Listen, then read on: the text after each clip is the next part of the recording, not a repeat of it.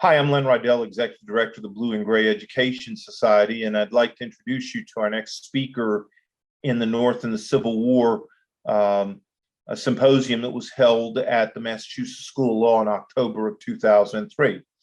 Mike Chesson, at the time, was a professor of history at the University of Massachusetts in Boston. And Mike was also a member of the Blue and Gray Education Society, has been for a long time. He did much of his work down in and around Richmond, and so consequently he focused a lot on Southern topics which were of interest to him. I mean, he just preferred the South and Civil War, although he did edit a book of letters, I believe, of a Northern surgeon, Dyer, and you'd have to look up Michael Chesson, and he did a couple of other books. But Mike was more interested generally in going to tours and studying than he was in leading them. And so I had to kind of impose on him, say, come on, Mike, I need you to talk at this program. And he was just coming over from Boston. As I mentioned to you before, the cost of running symposiums is pretty high. So anytime you can get a freebie in a commuter, you take it. And Mike was there in Boston, and so I was able to convince him to come on over. Mike is a fascinating guy, and I've always enjoyed him, had good value for him. Mike, subsequent to this, came and served a couple, 3-4 years on our board of directors. So I have a great deal of affection for Mike, and what I asked him to look at was the Northern perspective of on to Richmond and the march to Bull Run, the first military operation of the war for the North. So please sit back, relax, and enjoy Mike Chesson. Okay, 22. Let's start again. We'll take 5 minutes, and let's start at 2:30. 8 minutes. 12-gauge shotgun booby trap to a window. When a teenage burglar was killed, the businessman was tried and convicted of manslaughter. A long time. Pleasant to speak with, gentleman.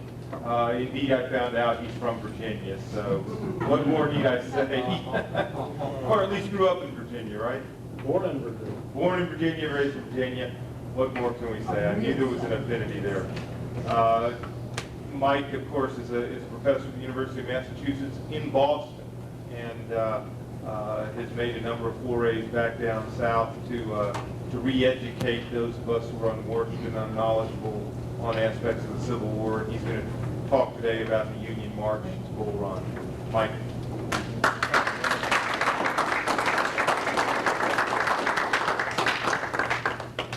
Thank you so much, Len, for including me on this program with the big names in Civil War history.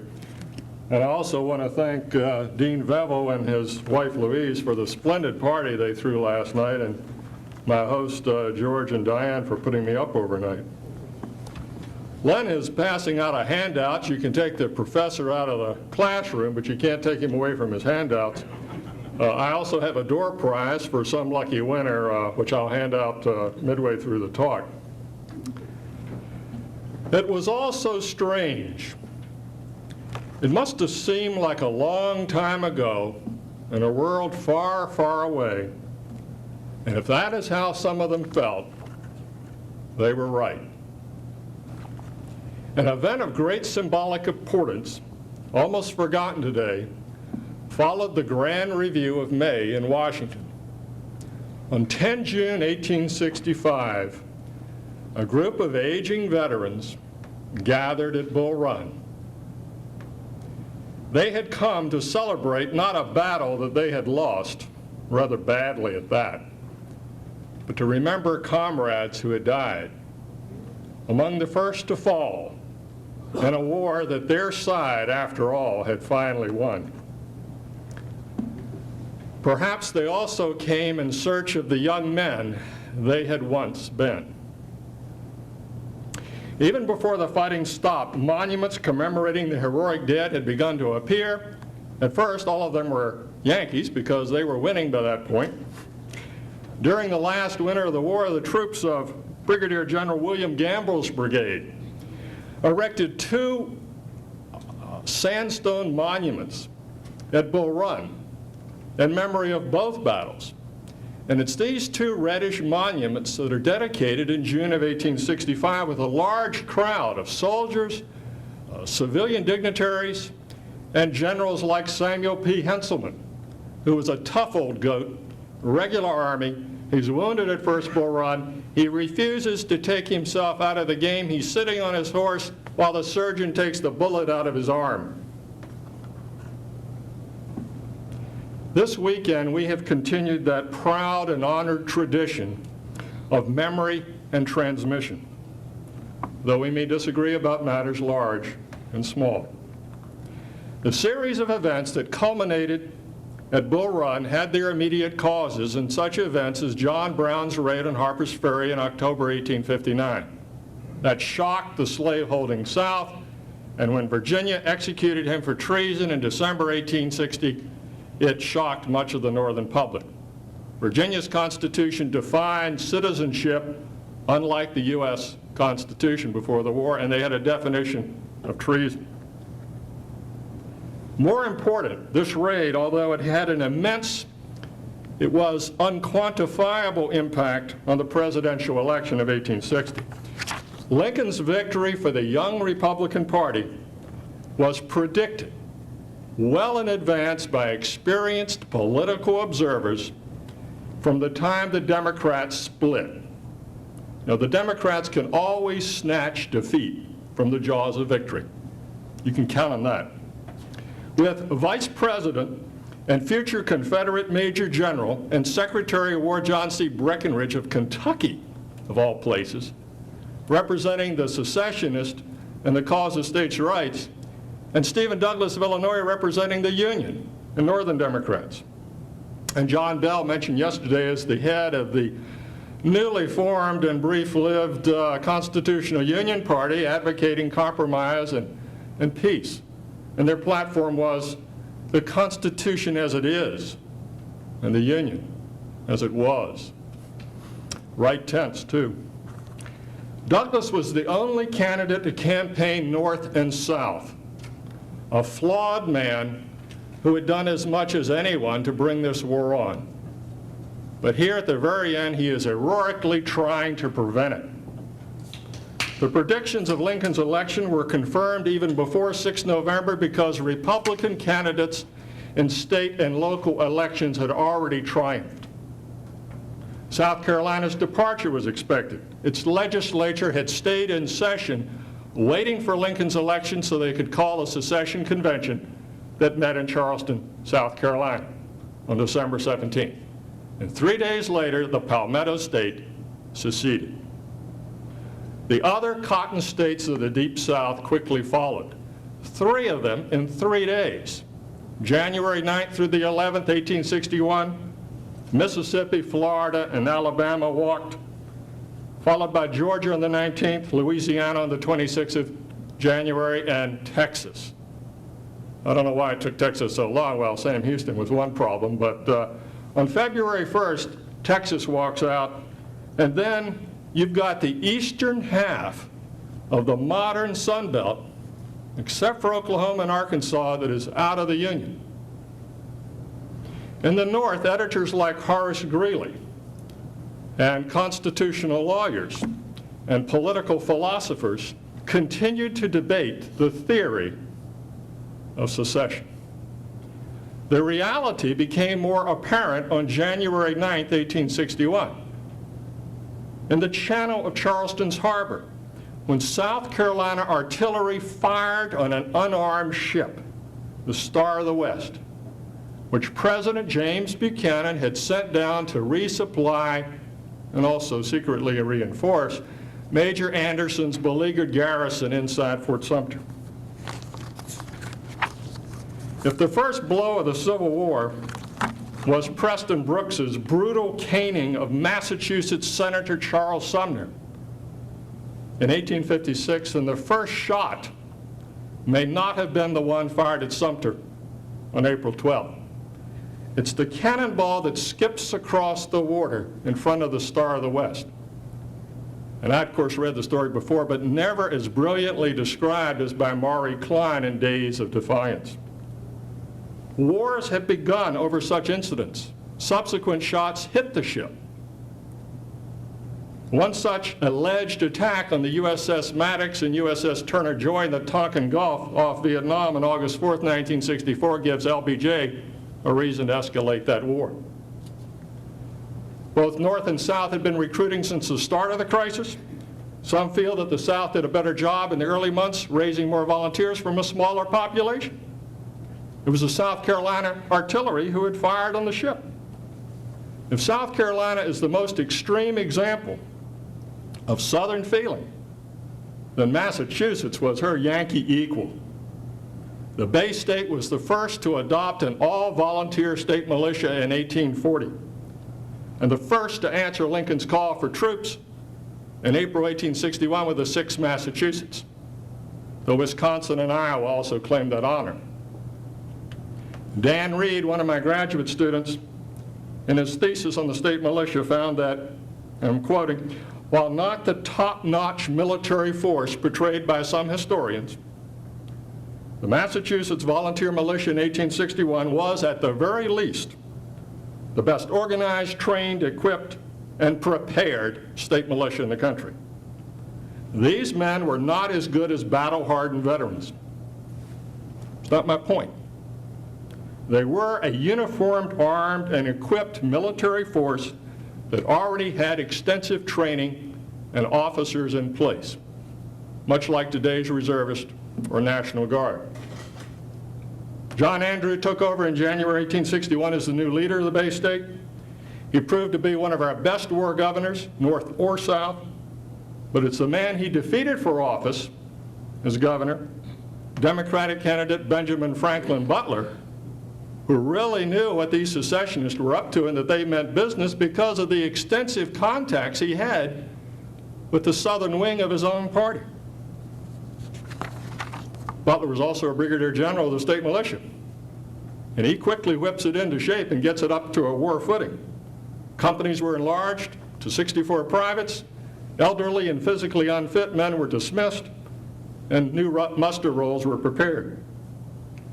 And yet, after an extensive survey of 17 Boston newspapers, Kim Hebert, another one of my grad students, she looked at newspapers that were Republican, Democratic, Irish Catholic, Free Thought, Abolitionist.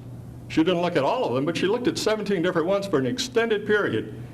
And Kim has concluded that with the exception of the abolitionist sheets, 2 of them, opinion in Boston, the hub, was moderate, balanced, somewhat sympathetic with states' rights, the theory, not overly hostile to slavery, didn't want to see it expand perhaps, and ambivalent about secession. Their ancestors, after all, had threatened it in the War of 1812 at the Hartford Convention. All of that's true until the firing on Fort Sumter. For purposes of military mobilization, the doctrine of states' rights was as important in the North as in the South. Governors and legislatures authorized and supervised the recruiting of volunteers. They accepted locally organized regiments with elected officers. They continued to exercise great influence over their regiments, even after they were accepted into federal service. Governors appointed colonels and brigadier generals, as we've certainly heard from Brooks, and higher than that. Although this democratic system of electing or appointing leaders produced many cowards and incompetents and got a lot of men killed, it's the beginning of a national volunteer army that existed at first only on paper, and then with tens of thousands of men pouring into Washington, the first of more than 1 million to serve in Union Blue. And it was a key, essential political tool for Lincoln to be able to give men in various key states commissions through their governors, regardless of their merits or demerits on the battlefield. The administration could not handle such a deluge and refused many of these volunteers, which is a huge mistake in retrospect, turning down men. Perhaps at the time it was the only practical alternative given Lincoln's total lack of executive experience. Here's a man who had never run a large business, like your typical academic who can't balance a timesheet. He had also never been a governor or served as a cabinet officer or even a U.S. senator. He had but one term at the national level in the U.S. House of Representatives. His military experience, which he himself later ridiculed, unlike some of our modern chicken hawks, was a few weeks in the Black Hawk War with other Illinois boys. And although a successful lawyer, perhaps the best and most experienced in Illinois by 1860, he's the head of a two-man firm. And he leaves the junior partner at home in Springfield to mind the store while he's off riding the circuit. His best biographer, my old professor, David Herbert Donald, quotes men who knew A. Lincoln when he was a nobody, and Billy Herndon, his partner, who described the Lincoln Law Office as chaos personified, lacking any organization whatsoever, no filing of bills or records, simply jamming stuff into pigeonholes.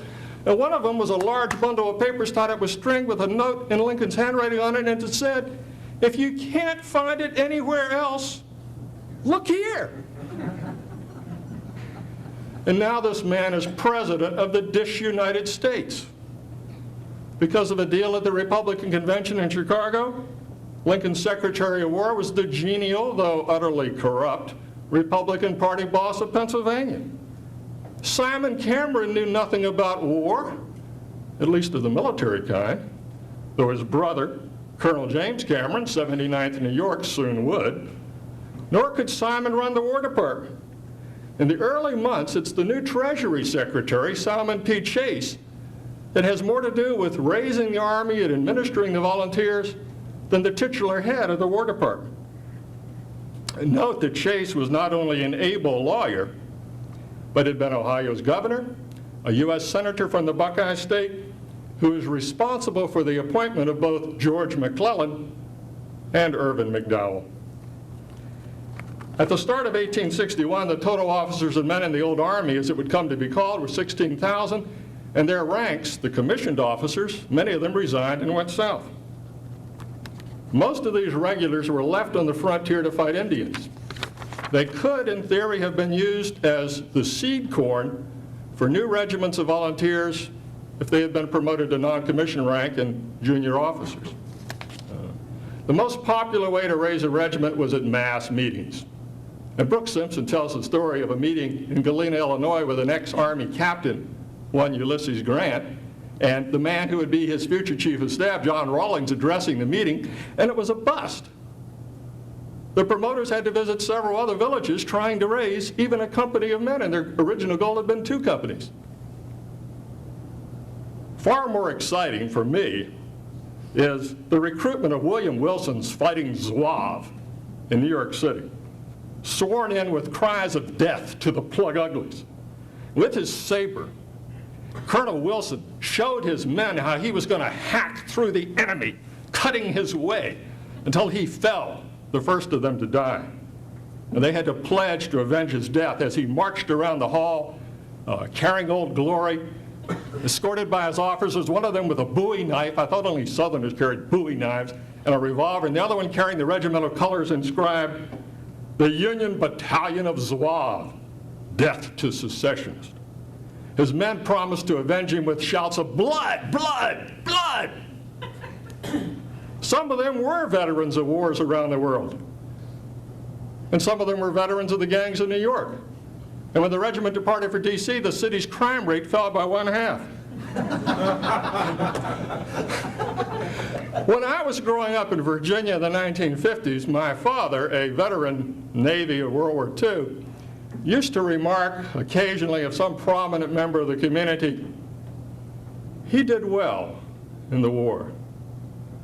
And I never understood it, because there was a mixture of bitterness and contempt that I can't even begin to describe.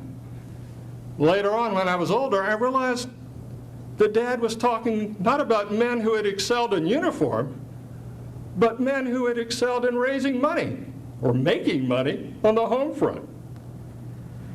Our Civil War was not the first or the last to have profiteers, but some of the fortunes that it made were not equaled in the wars of the 20th century. Lincoln calls for $75,000 volunteers to put down an insurrection. Simon Cameron had to admit that he could not furnish weapons and equipment, uniforms even for that small number, and 75,000 was a fraction of what the states were offering. New York offered 60,000. They could have done it almost by themselves, the Empire State. Instead, the U.S. government guaranteed that states' expenses would be reimbursed by the U.S. government for outfitting the volunteers. And whether it was haste or incompetence or fraud, federal and state officials accepted virtually every offer of war materiel without worrying about the quality or even the quantity. And the contractors got rich overnight, and in the first few months of the war, $50 million of the taxpayers' money went for weapons. And back then, $50 million was a lot of money. Now, one man made over $2 million in 1 year. Others did nothing except sell exorbitant government contracts at a discount to subcontractors. Writing in the 1920s, while Congress was still investigating the merchants of death from the Great War, Fred Shannon, one of the most esteemed historians of that generation, concluded, "It is a notorious fact that many of the greatest fortunes of today had their origin in Civil War contracts. Many a millionaire who later sought to frantically achieve respectability through an alliance with foreign nobility might well have inscribed shoddy as the legend on his coat of arms." It was the real start of the Gilded Age, the era of excess, the age of the robber barons, or what Mark Twain, that ex-Confederate soldier, called the Great Barbecue. My departmental colleagues generally date this from sometime after 1865. Shows what they know. The New York Tribune called shoddy a villainous compound, the refuse stuff and sweepings of the shop, pounded, rolled, glued, and smoothed to the external form and gloss of cloth. Soldiers' blankets were just as bad, so rotten that the men could poke their fingers through them. 1/3 of the regulation size of a light open weave that didn't protect you against the rain or the cold. New York officials gave Brooks Brothers, and here's my tribute to New Yorkers and pinstripe propaganda, a contract for 12,000 uniforms at $9.50 each. Brooks Brothers delivered these uniforms. They were of a cheap cut, bad fabric, and really strange design, many of them lacking pockets and buttons. The chief inspector deciding whether the contractors had met government standards was one George Opdyke, prominent New York Republican and later the city's mayor. Mr. Opdyke said, well, if the uniforms are bad, it's the fault of the samples that the government gave the contractors.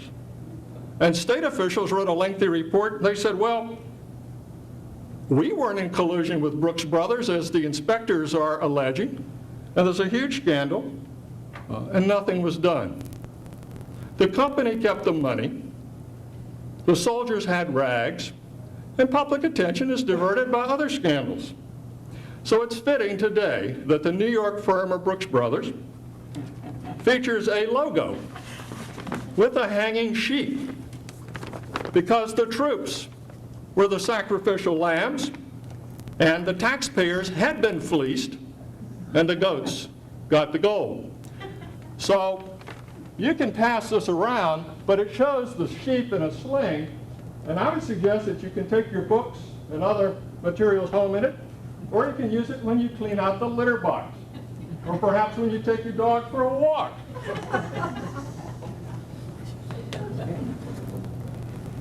Colonels were seen on horseback on Pennsylvania Avenue in dressing gowns and slippers. Sentries patrolled without trousers. The Quartermaster General of the Army, Montgomery Meigs, admitted that in Washington, the guards didn't have pants or overcoats in freezing weather. And conditions are no better out west. I mean, there's a Missouri regiment that made aprons for themselves to cover their hindquarters out of flour sacks. And General Nathaniel Lyon, a tough old Connecticut Yankee and a sharp-eyed one at that, he sees these men wearing aprons over their hindquarters, and he grabs one of them off and quickly told the poor soldier to replace it, please. General John Fremont bought 5,000 carbines through Simon Stevens of Pennsylvania in June 1861. The Ordnance Bureau of the War Department had sold these same guns to Arthur Eastman of Manchester, New Hampshire. It cost Eastman from 75 cents to $1.25 to alter these muskets to take percussion caps. He then sold them back to Stevens for $12.50 each. And Stevens sold them to Fremont for $22 each, or 6 times more than the original price the government had sold these antiquated weapons for. Fremont later got a shipment of 411 horses, only 76 of which were fit for service. And 5 were DOA, dead on arrival. Those horses had each cost the government $11 more than the regulation maximum of $119. The War Department lawyers finally got them out of this contract, but at a loss of $40,000. Of course, since Fremont and his wife, Jessie, were deeply involved in this corruption, he couldn't complain too much. Food for the men was subject to the same abuse. Salt horse was especially hated and sometimes supplemented with fresh beef, but more often with salted pork, which was fattier and even saltier, and pilot bread or hardtack, complemented by butter of a distinctive odor and various colors.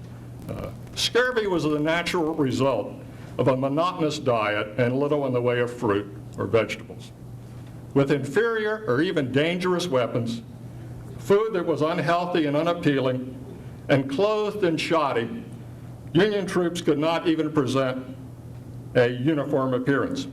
Regiments from the same state marched off to war in blue, dark blue with green trimmings, light blue, black and white stripes as if they had come from the state penitentiary, which some of them had, and gray. Gray, yes. And they walked or limped on blistered feet, because the shoes and boots they'd been issued were no better than the rest of their clothing. Some of them walked off the Bull Run with their shoes tied around their necks. Forward to Richmond. The rebel Congress must not be allowed to meet there on the 20th of July. By that date, the place must be held by the National Army. Pressure from politicians and newspaper editors was too much for the War Department and President Lincoln to resist. I mean, my God, what could be worse than have the publisher of the New York Times and the Washington Post yelling at you and telling you to do something? If I was a president, I think I'd better do it. I mean, they know better than I do. McDowell complained that his troops had not yet received adequate training, were too green to fight, and Lincoln remarked, well, the rebels are green too, you're all green alike. Abraham Lincoln, with no military experience, could not even comprehend how untrained the men still were, and how could he possibly conceive of the incompetence of his own generals? Hathaway and Jones put it much more elegantly. All of the disadvantages were mutual, and each could expect his opponent to fight with a degree of incompetence equal to his own. There were plenty of mistakes made on the Southern side, but the luck was with the South in July 1861. A now fashionable theory is that the side with the younger general officers won the war. Grant may have been among the first to propose this idea. I don't know, there might be a few exceptions to this theory. The names Lee, 54, and McClellan, 35, come to mind. But surely Robert Patterson, 69, helps to bear it out.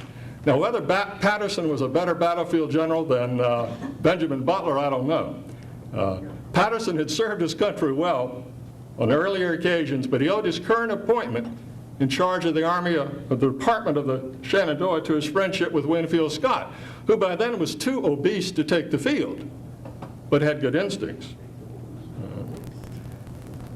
Patterson is dismissed from the Army.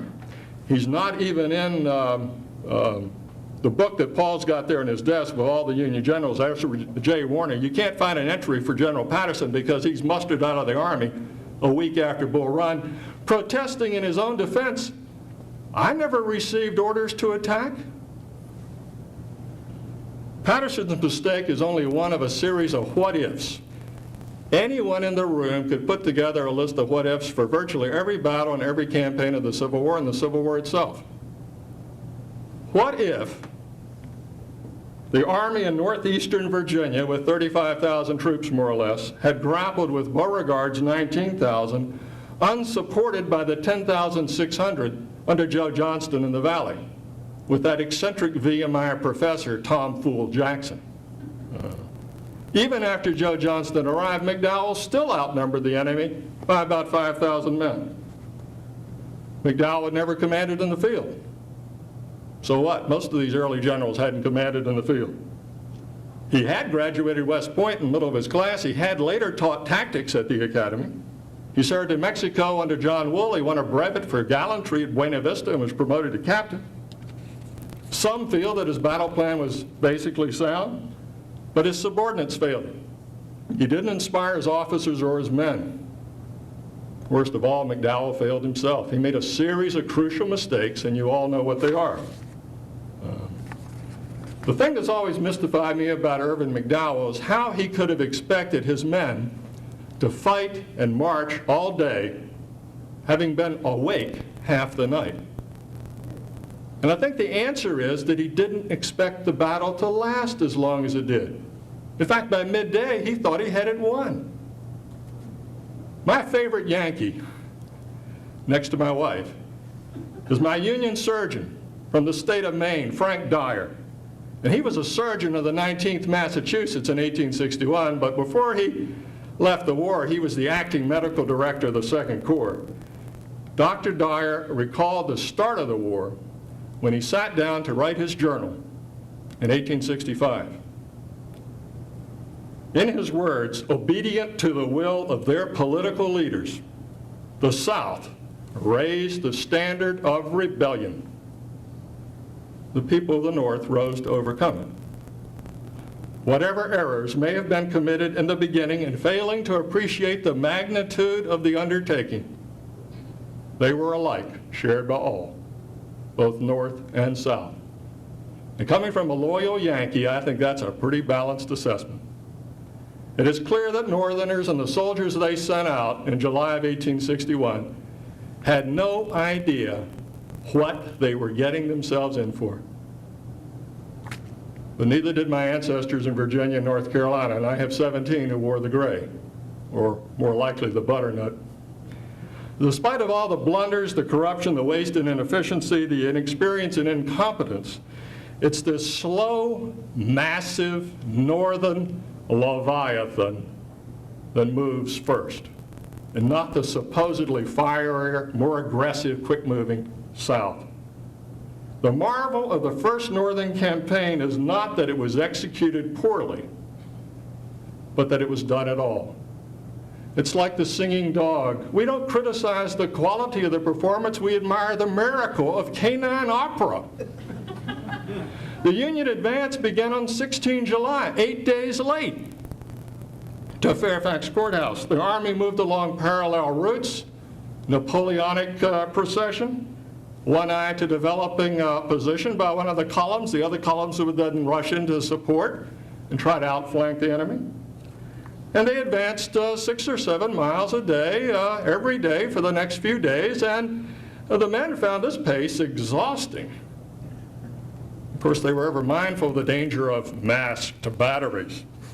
Well, 2 brigades of Tyler's division set out at 2 o'clock in the morning, or 2:30, on July 21st, trying to move in the dark, fearing ambushes, not knowing the route because of faulty reconnaissance and a lack of good maps.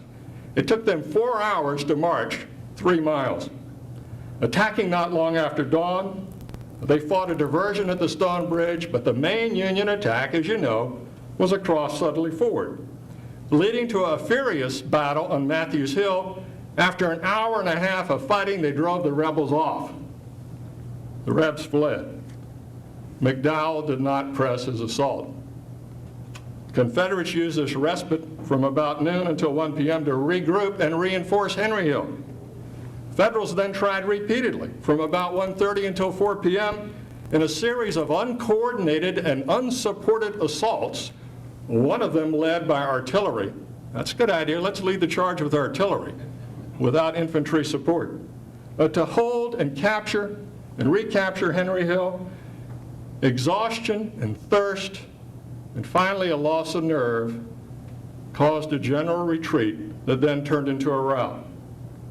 The fighting had lasted for about 10.5 hours, 6 a.m. to 4:30.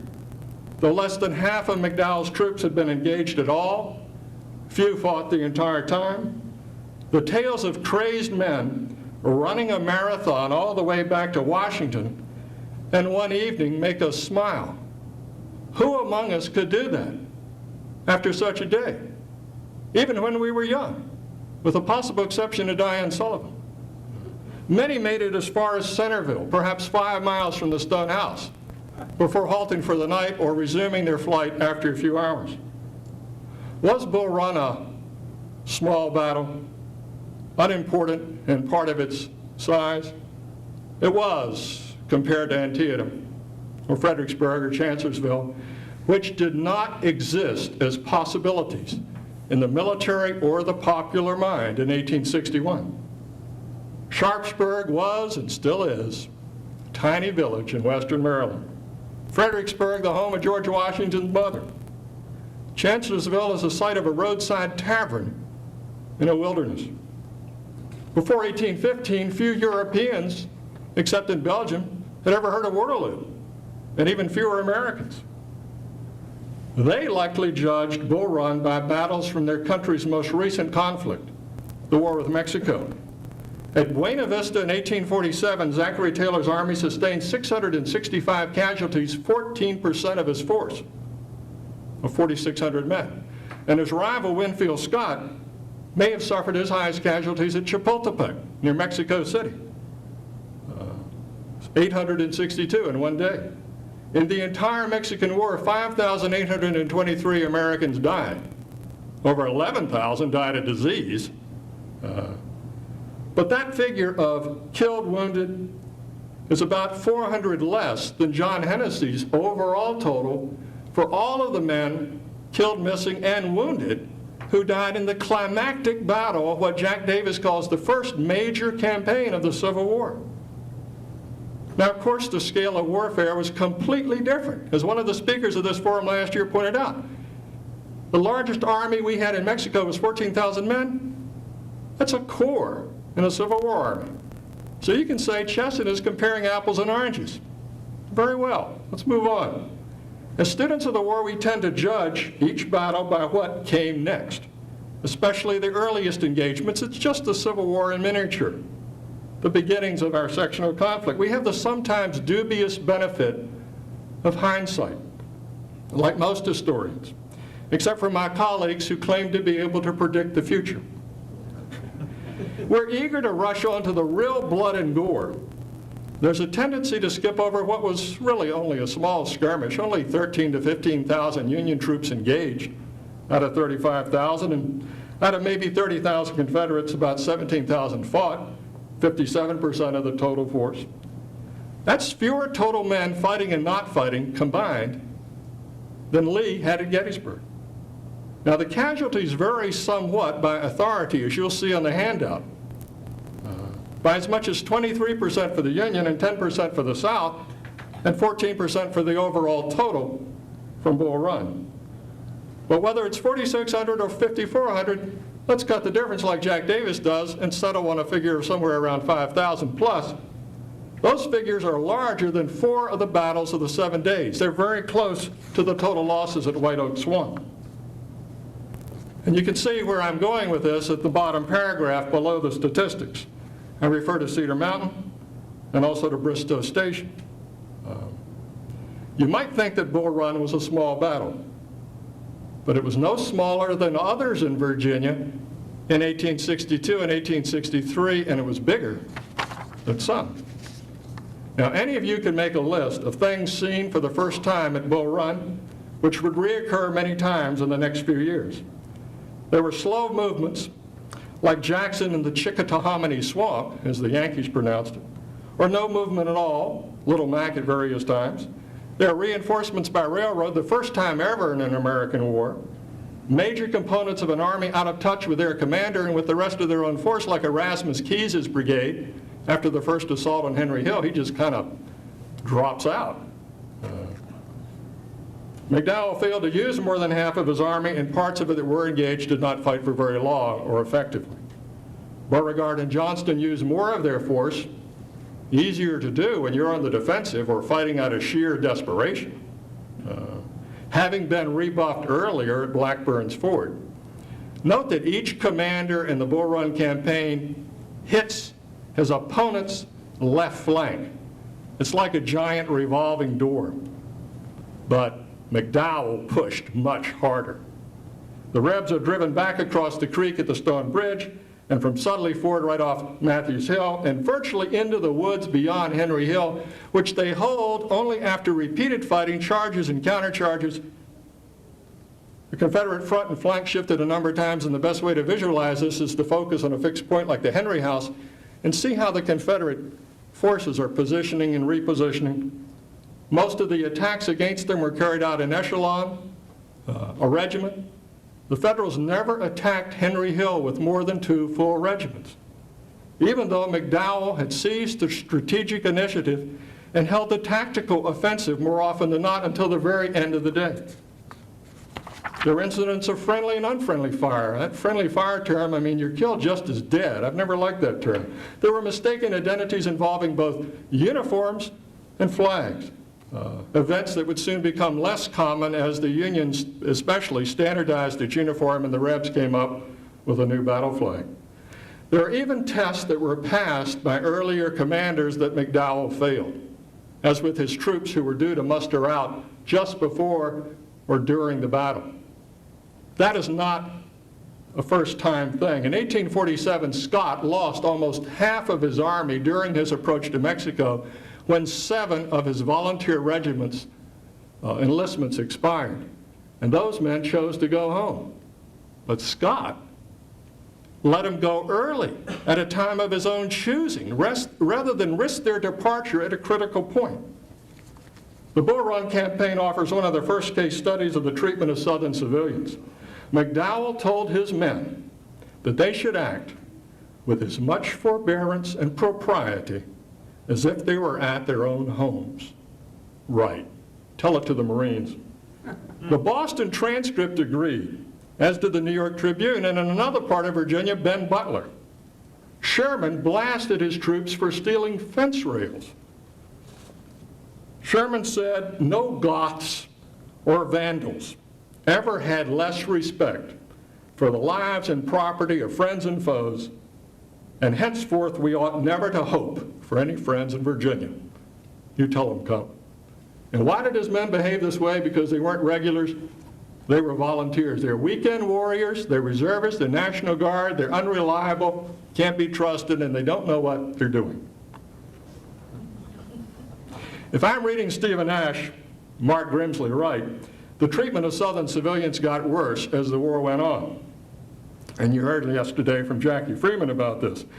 But Bull Run suggests that it's the policy of Union officers and the position of their government that changes, and not the behavior of the ordinary soldiers, with some notable exceptions in Georgia and South Carolina. Because the Billy Yanks and the Johnny Rebs, when we got the chance, liberated all manner of livestock and eatables, and fence rails to cook it with and warm themselves, and potables to wash it down. So what was the significance of Bull Run, if any? Was it just soldiers out on a lark eating blackberries and jumping in the creek to cool themselves off and laughing at the officers exposing his rear end by chasing the pig and getting stuck in a rail fence? Has this campaign been studied too much, like Gettysburg, or neglected? The speaker last year, Ethan Rufus, who is a very fine historian, argues that Bull Run holds a curious place in history. Its status as the first major battle of the war makes it a subject of undeniable importance. Yet it has not attracted the sort of attention that other major campaigns in the Eastern Theater have received, partly because of the relatively small scale of the battle. I've tried to address the latter part of his argument with a handout, comparing Bull Run to battles both earlier and later. I've learned from all the books that I've read on the war, from a graduate seminar that I taught focusing on this battle, and also from more recent titles, and I've cited them in my bibliography. But I would suggest that in the past 25 years, with 4 book-length studies on the Bull Run campaign, it may finally be coming into its own. Perhaps this battle has not been studied enough from what is, strictly speaking, a psychological or an emotional perspective. I think the significance of First Manassas, to call it by its Confederate name, is that it was a disaster for the cause of Southern independence. It was a hard-fought win to many of the men on the field. But for a lot of Southerners, civilians, home front, it was an easy defeat of a much larger Union force that led them to believe their own propaganda and confirmed their collective self-image and negative stereotypes about the hated Yankees. A bookkeeper or an actuary could have looked at the casualties and the populations of the contending parties and predicted the outcome of this war with reasonable confidence. Not all white Southerners were bombastic blowhards and fire eaters, especially some of the soldiers. Major Samuel Melton of Bonham's staff did not think the Yankees would quit afterwards. 5 men will rise up where one has been killed, and in my opinion, the war will have to be continued to the bloody end. The Reverend R.L. Dabney, Army chaplain, said the defeat in biblical terms would enrage the Yankees, mortify their pride, and incite revenge. As depressing as the loss was in the North from Lincoln on down, and especially for those whose loved ones would not be coming home, the vacant chair, it was a serious wake-up call. The defeat of McDowell's army, the huddled troops in Washington streets, electrified the Northern public, much as the firing on Sumter had done, but this time the flame in the Northern mind is well and truly lit. There would be repeated setbacks and disasters, at least in the East. But as that great American William Faulkner might have put it, the Union not only endured, but prevailed. George McClellan was the hero of several truly small clashes in Western Virginia. And the day after the battle, Abraham Lincoln calls him to the White House to offer him the command of this wreck of an army outside. The war has actually begun, and this time there will be no turning back. Before 1861, Manassas is a railroad junction of local importance for Old Virginia, which had only a rudimentary transport network. Bull Run was one of hundreds of obscure tributaries you could find anywhere along the South Atlantic coast. It's a stream with steep banks and a sluggish current, certainly not a boundary between North and South, or slavery and freedom. A distinction belonging, of course, as you know, to the Mason-Dixon line between the old Line State and the Keystone State. The national capital was a slave city, and there were slave servants in the White House. And Washington was such a southern city, not only for its horrible climate, but for its society, its culture, and its politics, that it had a special neighborhood where the Yankee congressman lived, and it was called Uniontown, not renamed Anacostia until 1886. When the war came, the boundary between North and South shifted very quickly. With the non-secession of Maryland and Butler's TKO of Baltimore windbags. The unopposed federal capture of Alexandria in May cost the Union only Elmer Ellsworth, an early Union martyr. Now they've got a toehold on the south bank of the Potomac. Federal forces pushed out from Alexandria to rural Virginia. Manassas suddenly acquires importance beyond local transportation needs, and Bull Run is fated to become a boundary where not one, but 2 battles would be fought, the second much larger, but perhaps not as important. By 1862, both beasts are fully aroused, and both armies are lethal. But in 1861, they were as dangerous to themselves as they were to each other. The field at Bull Run had become a place where two cultures, two ways of life, perhaps two peoples, rubbed up against each other violently. It was a microcosm of the almost infinitely larger violence to come. But if you lost an arm or a leg on 21 July, or had your head or your testicles blown off, you were just as dead, just as crippled, as you would be if you were killed or wounded at Cold Harbor, or High Bridge, or Sailor's Creek. And your family grieved just as much for you in the summer of 1861 as they would if you were killed in 1864 or 65. And all would continue to mourn until they too died. And some of us are grieving still. Two cultures clash at Manassas. The battle today is fought not on the field, but in chambers of commerce, city councils, boardrooms, government agencies, Virginia's General Assembly, and even the U.S. Congress. Tens of thousands surge each weekday morning into Washington from this all too typical suburban community. Some of them go into Old Town and catch the commuter rail. It's still a railroad stop, but the freight is almost entirely of the human variety. Yet because of its battles, Manassas is unique. That precious but vulnerable battlefield is defended only by undermanned and outnumbered and underfunded Park Service rangers and historians. It is still bisected by two major routes, the Sudley Road, State Route 234, and US 29, the Warrington Turnpike. They feature speeding drivers, locals apt to come around a familiar curve just as you're crossing the road to get to the creek, or bumper to bumper, but gunning their engines backed up at the light by the stone house. One wonders how many hardcore comrades have been pedestrian casualties in their attempt to study our fratricidal conflict.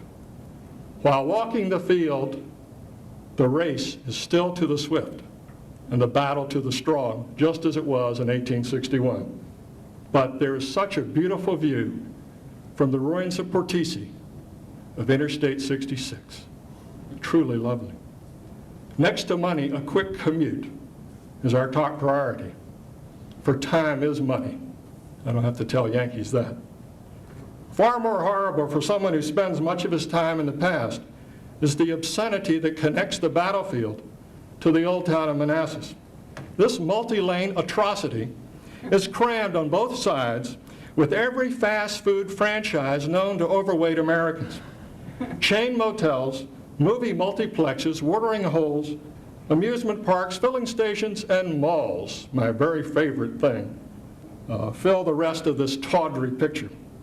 After viewing this gross abomination, I wonder how a visitor from another planet would judge this culture bent on its mad pursuit of the almighty dollar. I hope the alien has time to see what the other culture has preserved on the fragment of the battlefield that remains. And yet the huge trucks still rumble down US 29 from the quarry to the north, and the walls of the stone house shake and are being damaged. There continue to be demands from my fellow Virginians, many of them Virginians in name only, for more lanes, more highways, and bigger interstates on both sides of and through the center of our battlefield. The attempt to build a huge development on holy ground was defeated some years ago by outraged folks, assisted by congressmen who had read James McPherson's Battle Cry of Freedom or Shira's Killer Angels. But the battle will not be over until the last patch of the sacred soil has been paved and our heritage sold for a mess of pottage.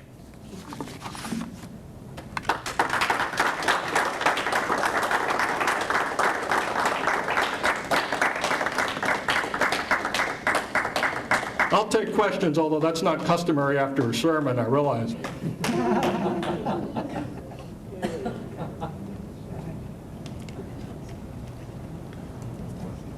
Don't tell me I've convinced all of you.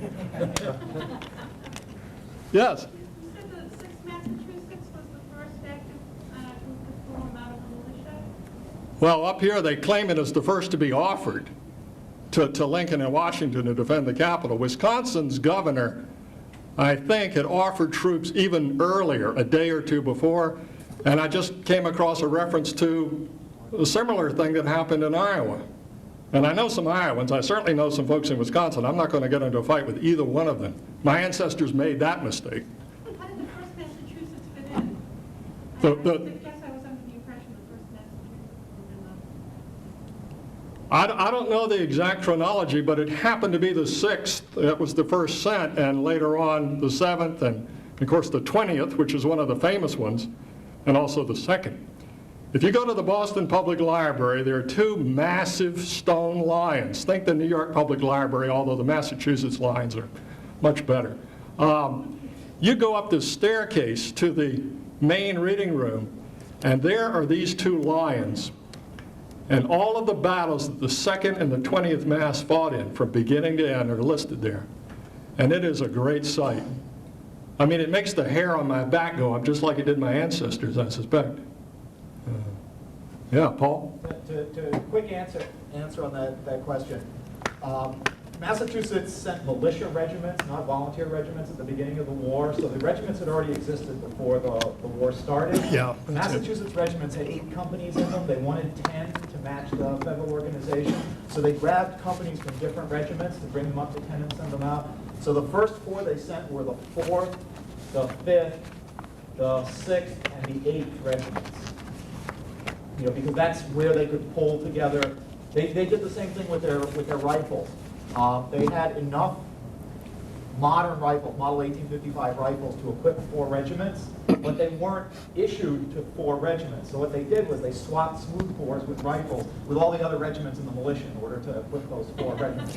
So they're not in any numerical sequence. Because I knew that the first regiment was called up in 90 days, that the first Massachusetts, I think, was the first 3-year enlisted regiment. Right, but these were the 90-day ones that went out. These were militia. See, Congress is not in session, and not until July, as was pointed out yesterday. Massachusetts did not number regiments sequentially. They used blocks of numbers to represent kinds of regiments. So when you see the 54th Massachusetts, there was no 53rd Massachusetts. Jerry? Don't you take some heart from the There's successful 49. beating back of the Disney attempt to set up that Civil War theme park?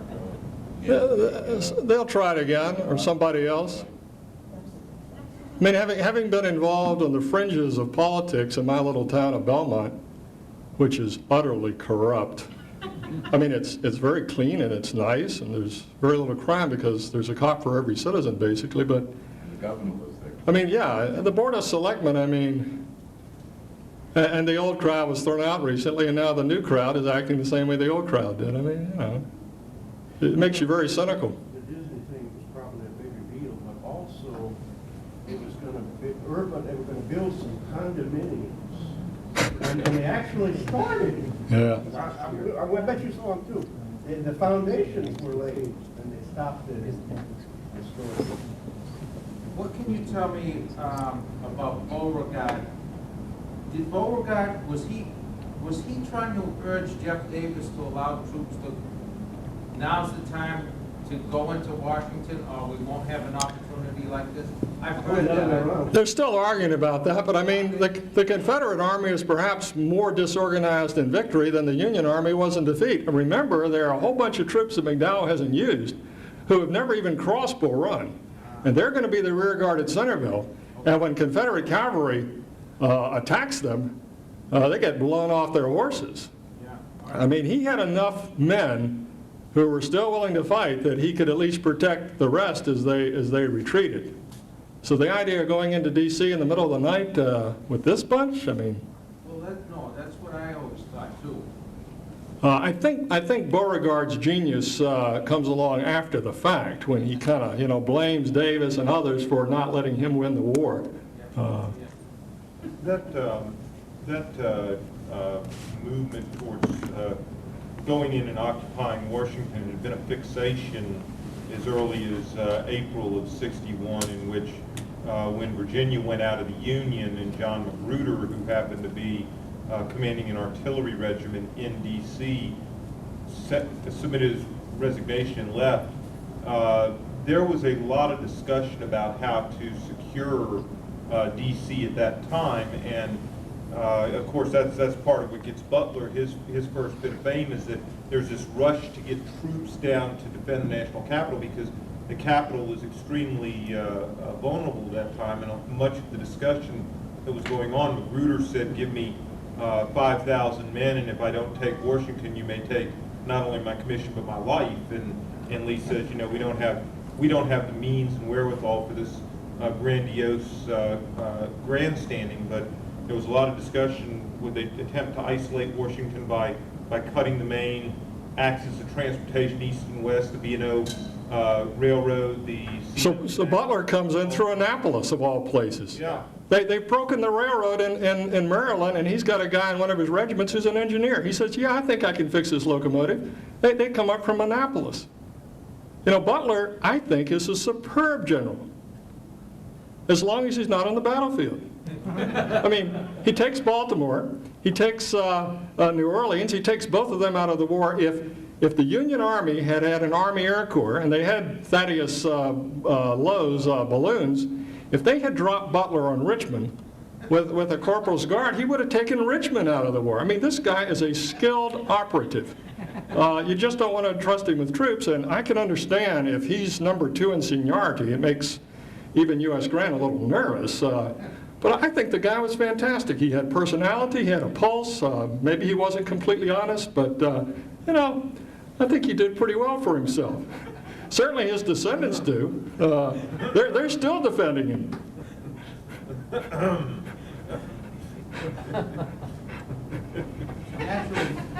Yeah. I went to Manassas 2 years ago, and one thing that struck me was how insignificant that Henry Hill was. It seemed like, you know, in later years it would have been a pretty insignificant. Yeah. And the funny thing about it is not only the treatment of Southern white civilians, but the treatment of Southern black civilians. I mean, that property after the war was owned by the descendants of Gentleman Jim. And Gentleman Jim was Mr. Robinson, who owned a house on the battlefield, and he was a free black who had a white father. Now, there are folks in Old Town who know who his father was. I mean, they care about genealogy and ancestry and so on, and they could probably tell you who Jim Robinson's father was, but he had to flee during the battle for fear that the Confederates would take him and his family into slavery. But after the war in 1940, I think, his descendants sold much of the present-day battlefield to the U.S. government. We're all Southerners. I mean, I had ancestors in Baltimore, too, in 1861, and one of them was my great-grandmother, with 5 greats before her name, and she was black. Now, I may not look black to you, I don't know if I do or not, but I'm going to file for a change in affirmative action status at my university, and that's good enough for an endowed chair.